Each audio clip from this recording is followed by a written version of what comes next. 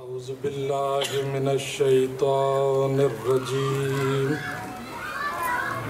بسم اللہ الرحمن الرحیم الحمد للہ الذی هو مدبر الامور الذی خلق النور من النور وأنزل النور على الطور في كتاب مستور رق منشور بقدر مقدور على نبي محبور والصلاة والسلام والتحية والإكرام على منبع الخير والرحمة خير الأنبياء والمرسلين حبيب إله العالمين أبي القاسم محمد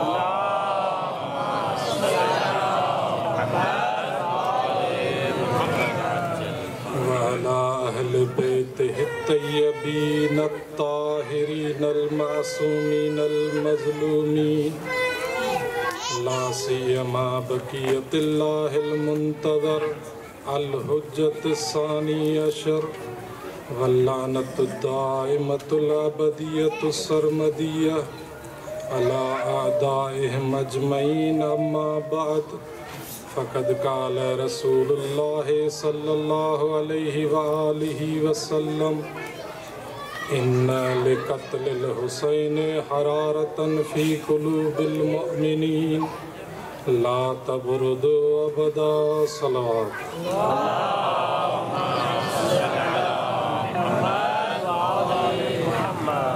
رحم الله من قرأ الفاتحة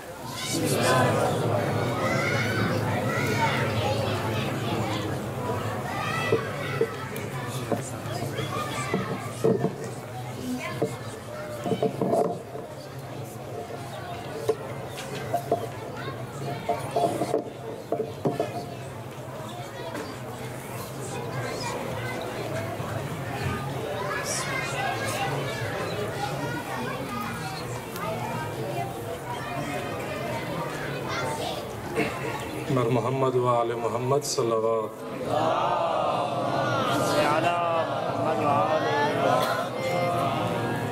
مل کے باز بلند ترین صلوات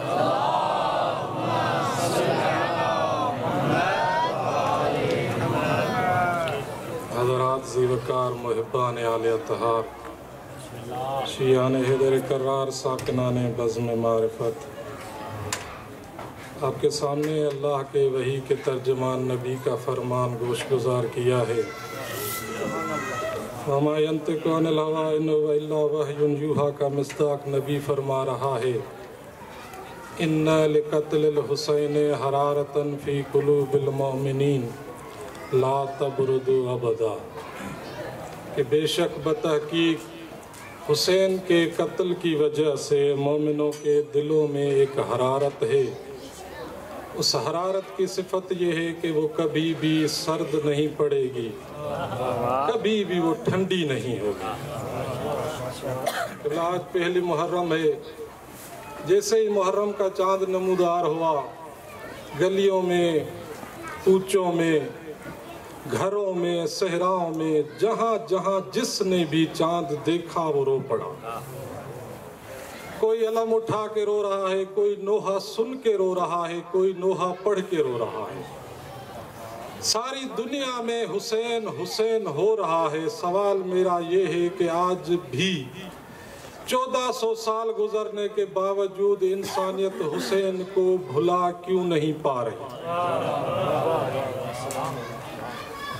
پہلی جنگ عظیم ہوئی دوسری جنگ عظیم ہوئی کئی بیویوں کے سہاگ اجڑے بہنوں کے بھائی جدا ہوئے ماں کے سامنے بیٹے قتل کر دیے گئے ہم نے خبر پڑھی سنی افسوس کیا لیکن واقعہ بھول گئے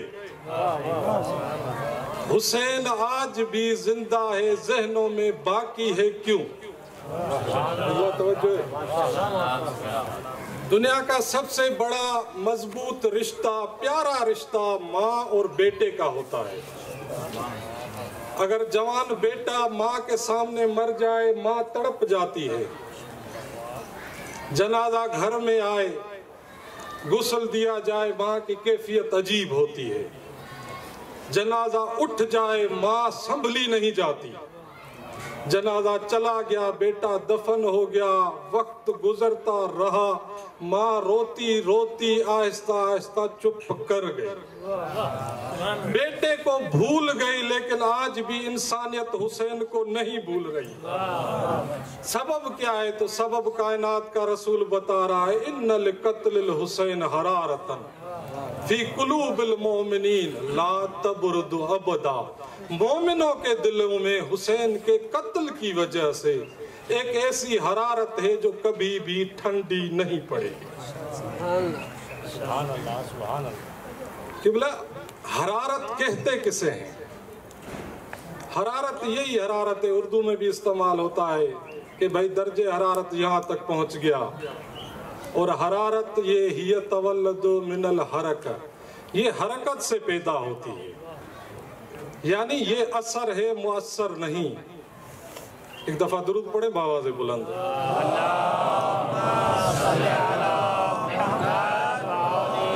تھوڑی سی زحمت کریں، آگے آ جائیں کیونکہ پیچھے بالکل جگہ نہیں ہے۔ محمد وآل محمد صلی اللہ۔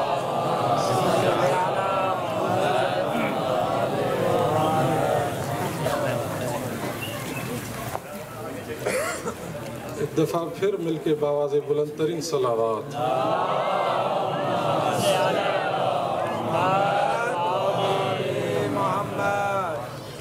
یہ حرارت حرکت سے نکلتی ہے، جب حرکت پیدا ہو تو پھر اس سے حرارت نکلتی ہے۔ یہ گرمی ہے، ایک شدت ہے جو مومنوں کے دلوں میں پائی جاتی ہے۔ بھائی اگر گرمی ہے تو پھر یہ دل کو جلا ڈالے، تو یہ کنایا ہے حقیقت میں اس محبت کا، اس ولولے کا، اس جوش کا جو مومنوں کے دلوں میں ہے، جو محبت کھینچ کے لاتی ہے انسان کو اس فرش عزا پر۔ قبلہ آپ کے سننے سے ایسا لگ رہا ہے کہ عادی پڑ گئے شاید آن لائن مجالس سننے کے۔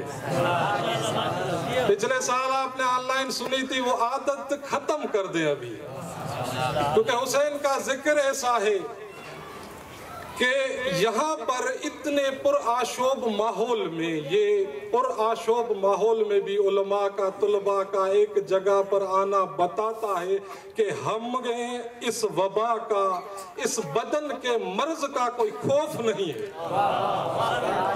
کیونکہ اے وبا، اے کرونا پیدا کرنے والوں، سن لو آج کہ تم ہمارے جسم کو تو بیمار کر سکتے ہو، ہمارے روح کو بیمار نہیں کر سکتے۔ ہمارے دلوں کو تم بیمار نہیں کر سکتے، ہمارے دلوں میں محبت حسین ہے۔ تو یہ حرارت، یہ محبت حسین ہمارے دلوں میں ہے۔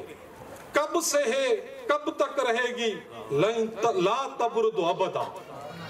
اس حرارت کی صفت یہ ہے کہ یہ کبھی بھی ٹھنڈی نہیں پڑے گی۔ حسین سے محبت تو دنیا کا ہر شخص جو بھی فطرت سلیمہ رکھتا ہے کرتا ہے، کیونکہ کربلا ٹچ کرتی ہے فطرت کو۔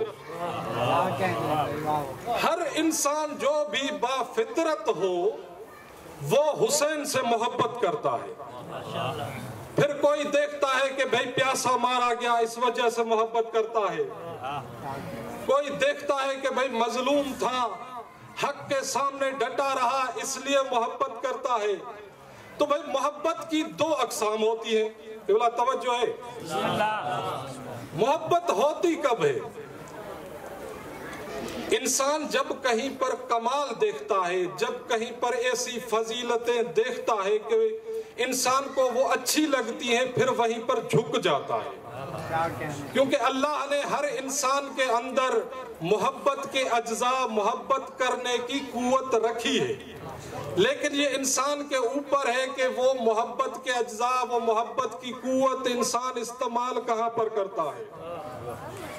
بات بڑی مشکل کرنے لگا ہوں کہ اللہ نے محبت کے اجزاء، محبت کی قوت انسان کے اندر رکھی ہے، لیکن انسان اس قوت کا، اس اجزاء کا مس یوز کرتا ہے، غلط استعمال کرتا ہے۔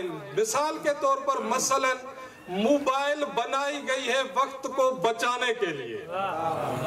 موبائل کو جس نے بنایا تھا وہ اس لیے بنایا تھا تاکہ انسان کا وقت بچے، انسان کو وقت میسر ہو اور انسان کو جانا نہ پڑے کہیں رابطہ کرنے کے لیے، کہیں وہ خطوط نہ بھیجنے پڑے، بس بیٹھا ہے سیکنڈوں میں رابطے ہو رہے ہیں تو انسان کا وقت بچا جا رہا ہے۔ لیکن ہم اس موبائل کو اپنا پورا وقت دیے جا رہے ہیں، یہ ہم اس کا غلط استعمال کر رہے ہیں۔ تو محبت بھی اسی طرح ہے، انسان کو اللہ نے محبت دی ہے، اپنے والدین سے محبت کرو، اپنے بھائی سے محبت کرو، اپنی بہن سے محبت کرو، اپنی زوجہ سے محبت کرو، ایسا نہ ہو رولو کتے کی طرح گھروں کو چھانتے پھرو۔ تو محبت ہوتی ہے جہاں کمال دیکھتا ہے انسان۔ تو اہل بیت سے محبت کب ہوگی؟ جب ان کے فضائل سنے گا آدمی، جب ان کی خصوصیات سنے گا آدمی۔ تو ایک محبت کی قسم یہ ہے کہ انسان کوئی کمال دیکھتا ہے، کوئی صفت دیکھتا ہے، کوئی اچھی بات دیکھتا ہے تو اس انسان سے محبت ہو جاتی ہے۔ تو کبھی کبھی ایسا ہوتا ہے کہ جب وہ صفت ختم ہو جائے تو محبت بھی ختم ہو جاتی ہے۔ کہ بلا کسی دوست سے محبت ہے کسی خصوصیت کی وجہ سے، لیکن جیسے ہی اس کی وہ خصوصیت ختم ہو گئی، انسان نے پیسہ دیکھا کسی کے پاس، اس کے ساتھ دوستی کر لی، جیسے ہی اس کا پیسہ ختم ہوا محبت ختم ہو گئی۔ لیکن محبت کی ایک اور قسم ہے جس میں صفت نہیں دیکھی جاتی، جس میں کوئی خوبی نہیں دیکھی جاتی، وہ محبت ہوتی ہے والدین کی اپنے بچوں کے ساتھ۔ وہ والدین یہ نہیں دیکھتے کہ کالا ہے یا گورا ہے، بڑا ہے یا چھوٹا ہے، لیکن ان کو اس سے محبت ہوتی ہے۔ تو مومنین کے دلوں میں ایک محبت ہے حسین کے لیے جو کسی خصوصیت کی محتاج نہیں ہے۔ قبلہ دنیا والے دیکھتے ہیں کہ حسین مظلوم ہے، حسین پیاسا ہے، اس وجہ سے محبت کرتے ہیں، لیکن مومنین یہ نہیں دیکھتے، بلکہ عالم ارواح میں جب میثاق لیا گیا تھا تو حسین کی محبت بھی سامنے پیش کی گئی تھی۔ درود پڑھیں بآواز بلند۔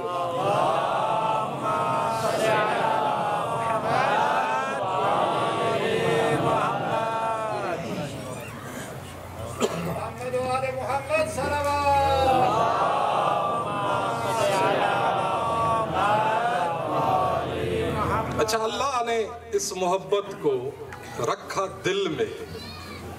یہ قلب ہے کیا؟ قلب لیا گیا ہے تقلب سے، یعنی پلٹنا۔ انسان کے اندر قلب ایک اساسی جزو ہے، ایک اساسی عضو ہے۔ آپ جو شادی شدہ حضرات ہیں وہ جانتے ہوں گے کہ جب الٹرا ساؤنڈ کرایا جاتا ہے تو بچے کی سب سے پہلے دل کی دھڑکن چیک کی جاتی ہے۔ کہ اگر دل کی دھڑکن، قلب کی دھڑکن متحرک ہے تو سمجھا جاتا ہے یہ بچہ، یہ انسان زندہ ہے۔ یعنی اول متحرک جو انسانی جسم میں جزو ہے وہ انسان کی قلب ہے، وہ دل ہے۔ ایک دفعہ درود پڑھیں بآواز بلند۔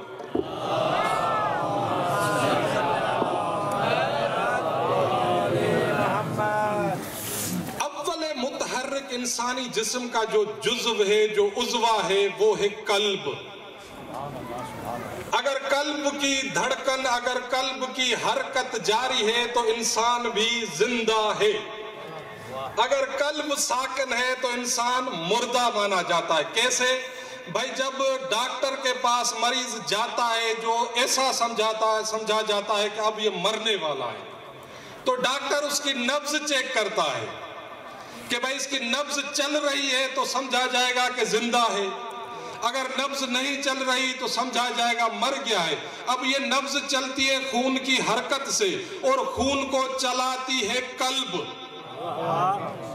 یہ قلب خون کو چلاتا ہے، حرکت دیتا ہے، اور یہ قلب ہی ہے جو پورے جسم کی رگوں کو خون پہنچاتا ہے۔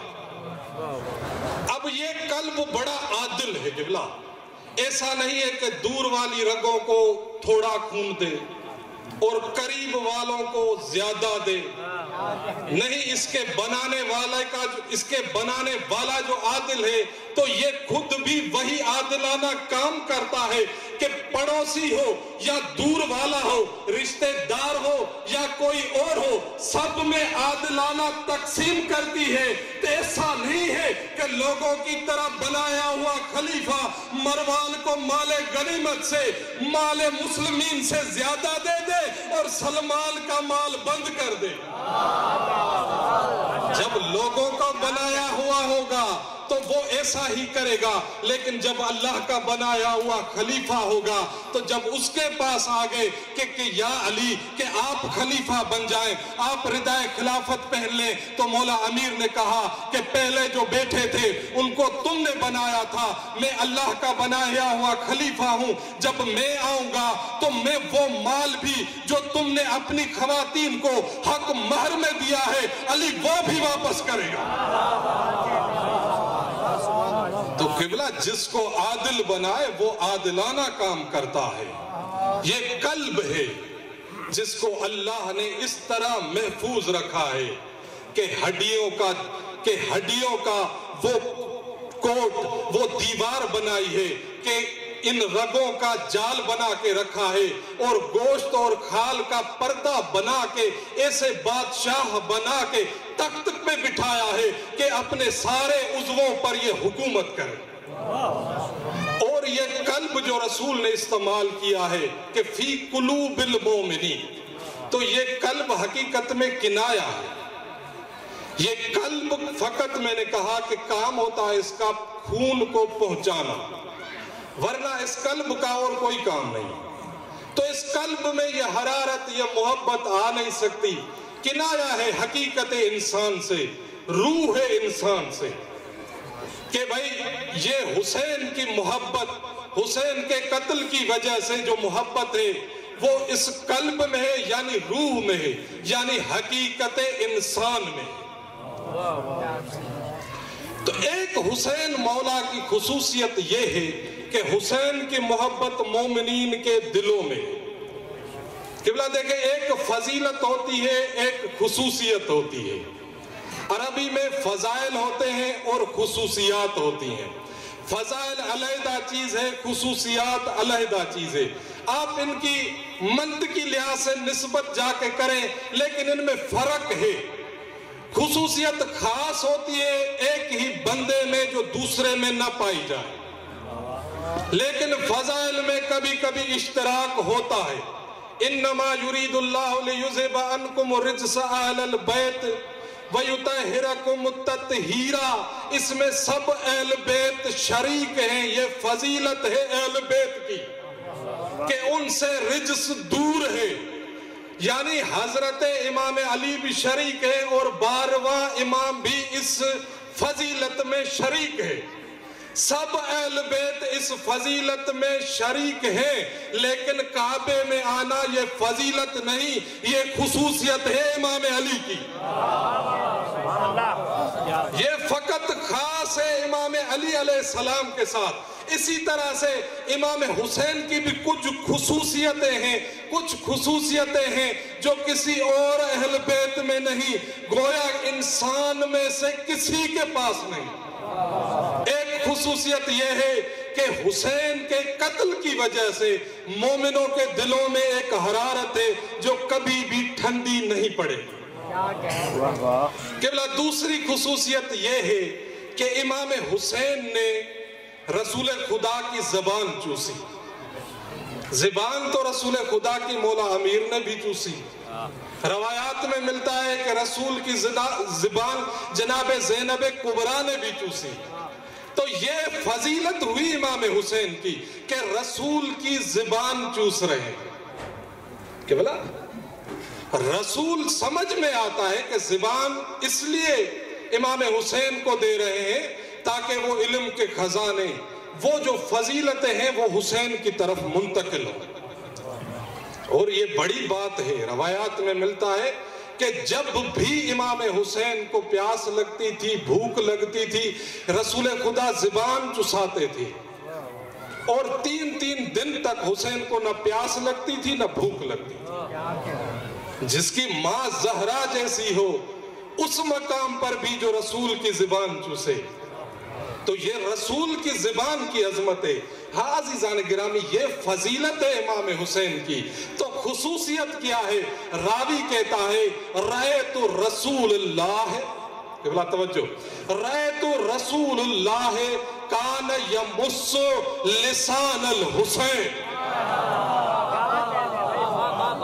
راوی کہتا ہے میں نے رسول خدا کو دیکھا کہ کائنات کا رسول حسین کی زبان چوس رہے تھے۔ حسین رسول کی زبان چوسے سمجھ میں آتا ہے، لیکن یہ حسین کی خصوصیت ہے کہ رسول جس کی زبان چوس رہے ہیں۔ رأیت رسول اللہ کان یمس لسان الحسین کما یمس الرجل بالتمر، جس طرح عرب کھجوروں کو چوستے ہیں اسی طرح کائنات کا رسول حسین کی زبان چوس رہا ہے۔ دوسری خصوصیت امام حسین کی، قبلہ مشہور اور بہت سی روایات ہیں کہ زینوا مجالسکم بذکر علی ابن ابی طالب۔ دفعہ درود پڑھیں بآواز بلند۔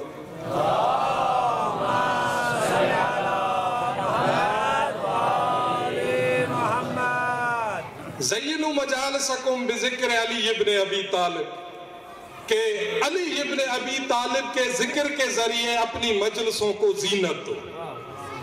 علی کا ذکر عبادت ہے، لیکن کبھی بھی میں نے تو نہیں پڑھا کہ یہ ملا ہو کہ جس جگہ پر علی کا ذکر کیا جائے وہ جگہ نجف بن جائے، وہ جگہ روضہ علی ابن ابی طالب بن جائے۔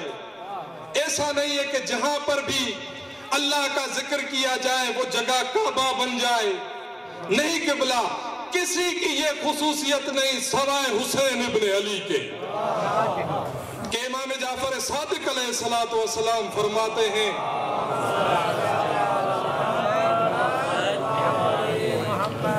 کان مجلس الحسین قبۃ الحسین، کہ حسین کی مجلس جہاں جہاں پر بھی حسین کی مجلس برپا ہوتی ہے وہ قبہ حسین بن جاتی ہے۔ قبلہ میرے اور آپ کے جملے نہیں ہیں، معصوم امام فرما رہے ہیں جہاں پر آپ بیٹھے ہیں وہ روضہ شبیر بن گیا ہے۔ تو جو خصوصیتیں حسین کے تحت القبہ ہیں وہ خصوصیتیں آج اس حسینیہ امام رضا میں ہیں۔ آج یہاں پر دعا رد نہیں ہوتی کہ بلا حسین بڑے کریم ہیں، لیکن ان ایام میں حسین اور بھی سخی ہو جاتے ہیں۔ اور حسین کی ایک خصوصیت کہ جو بھی حسین کے ذکر میں آتا ہے، چاہے پڑھ رہا ہو چاہے سن رہا ہو، کان مجلس الحسین مسلن للہ، کہ حسین کی مجلس میں جو بھی بیٹھتے ہیں ان پر اللہ صلوات بھیجتا ہے۔ اب اس سے بڑا کیا مرتبہ ہو سکتا ہے کہ پڑھنے والے پر بھی اللہ صلواتیں بھیج رہا ہے، جو سن رہا ہے اس پر بھی اللہ صلواتیں بھیج رہا ہے۔ درود پڑھے بآواز بلند۔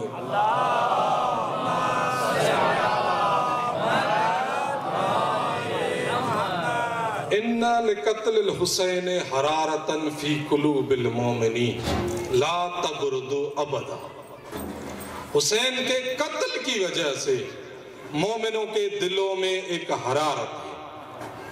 قبلہ اس ایمان کا اور اس حرارت کا آپس میں بڑا ربط ہے۔ جتنا جتنا ایمان بڑھتا جائے گا اتنی حرارت بڑھتی جائے گی، یعنی ایمان کے بھی درجات ہیں، اس حرارت کے بھی درجات ہیں۔ جس کا ایمان سلمان کے ایمان جتنا اس کے دل میں محبت حسین بھی اتنی، جس کا ایمان رسول کے قلب جتنا اس کے دل میں محبت بھی اتنی۔ یہ رسول ہی تھے جس کی دل میں حسین سے محبت اتنی تھی کہ اپنی زبان چسا رہے ہیں، حسین کی زبان چوس رہے ہیں، اپنے کندھوں پہ اٹھا کے چل رہے ہیں، اور اگر سجدے کی حالت میں ہیں اور حسین آ جائیں تو سجدہ طولانی ہو جائے۔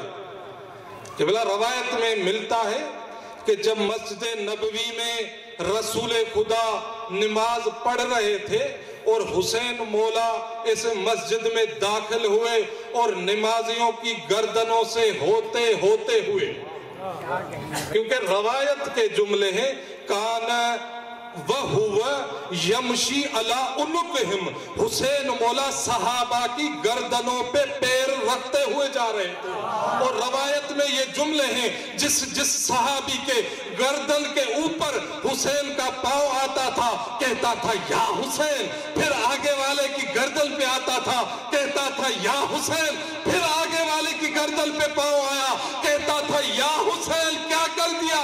تو پورے مسجد نبوی میں یہ نعرہ گونج رہا تھا یا حسین یا حسین یا حسین یا حسین۔ حسین کے نعرے لگواتے حسین رسول کی پشت پہ آئے۔ اللہ کا حکم آیا کہ رسول تمہاری پشت پہ حسین سوار ہیں، جو اہل عبادت ہیں اپنی عبادت کو طولانی کر دو۔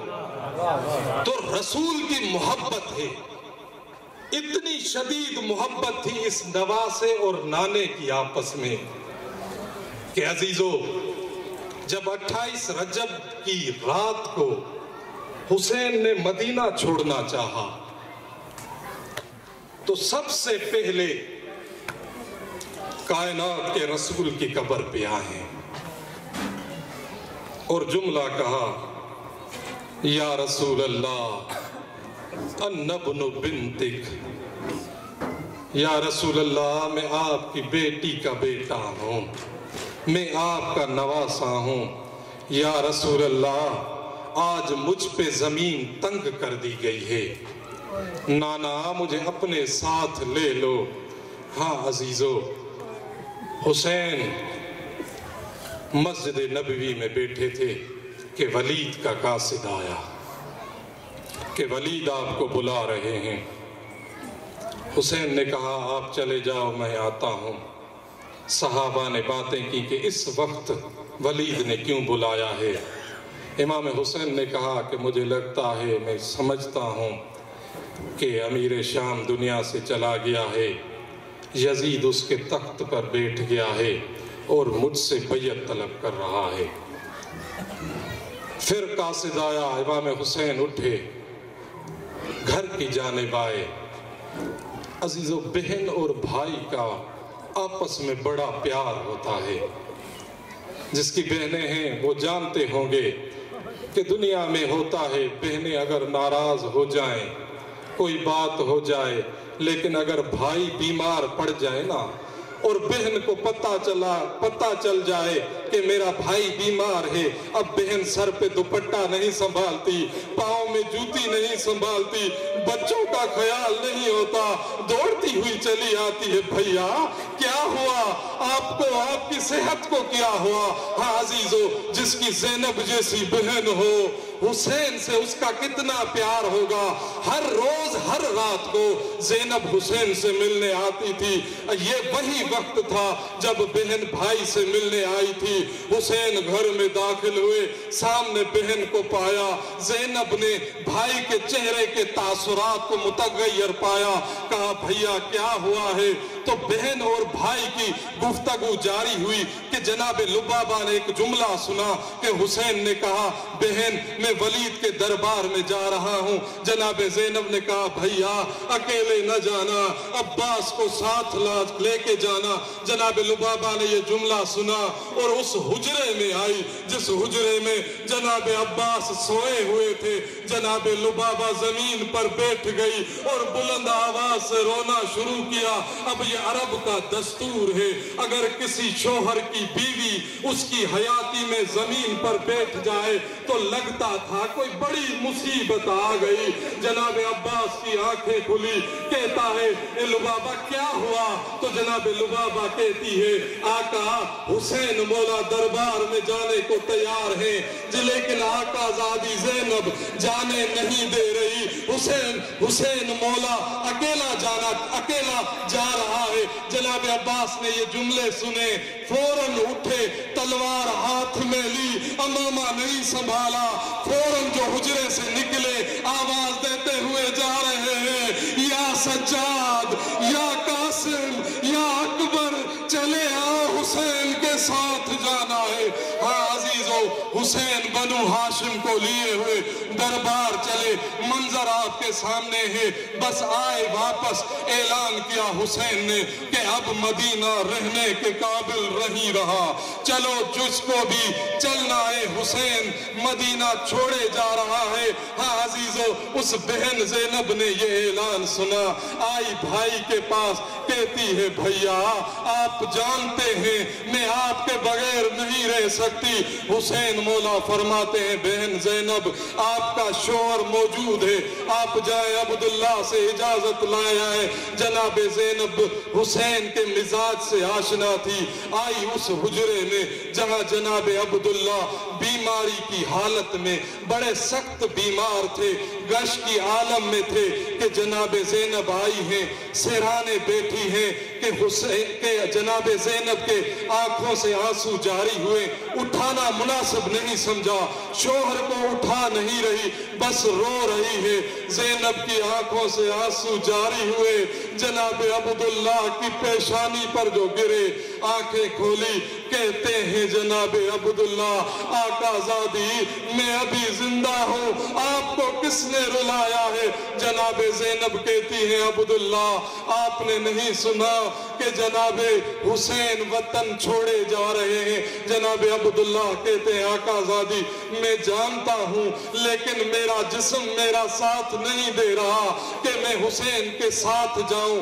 جناب زینب فرماتی ہیں کہ عبداللہ تم یہ بھی جانتے ہو کہ زینب حسین سے جدا نہیں رہ سکتی، مجھے اجازت دے دو۔ جناب عبداللہ کہتے ہیں کہ آقا زادی میں نے تو پہلے ہی دن شادی کے پہلے دن آپ کو اجازت دے تھی، یہ تو آپ کے عقد میں شرط تھی، جناب امیر المومنین نے رکھی تھی کہ آپ کو دیکھیں کتنا اہتمام کر رہے ہیں امیر المومنین۔ ہاں عزیزو، کوفے میں 19 رمضان کی رات کو جب رات کے وقت جناب زینب اور امیر المومنین صحن میں ٹہل رہے تھے، آگے آگے امیر المومنین تھے، پیچھے پیچھے زینب تھی، اور اتنا چلے ہیں جناب امیر المومنین کہ زینب نے آہستہ آہستہ کہا تھا بابا اب زینب تھک گئی ہے، تو جناب امیر المومنین نے کہا تھا بیٹی زینب اپنے آپ کو زیادہ چلنے کا عادی بناؤ۔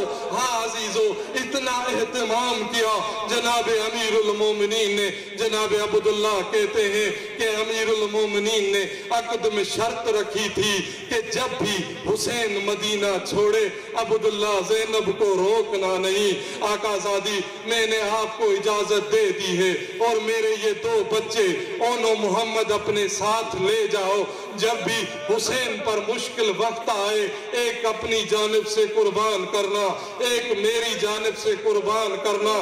جناب زینب وہ بچے لے کر حسین کے پاس آئی، حسین نے بڑی حسرت سے دیکھا، کیا گزر رہی ہوگی قلب حسین پر کہ زینب جو اتنی نازوں سے پلی تھی کیسے سفر کرے گی؟ ہاں عزیزو، کیا گزر رہی ہوگی 28 رجب کی رات کو حسین آقا مولا کے اوپر۔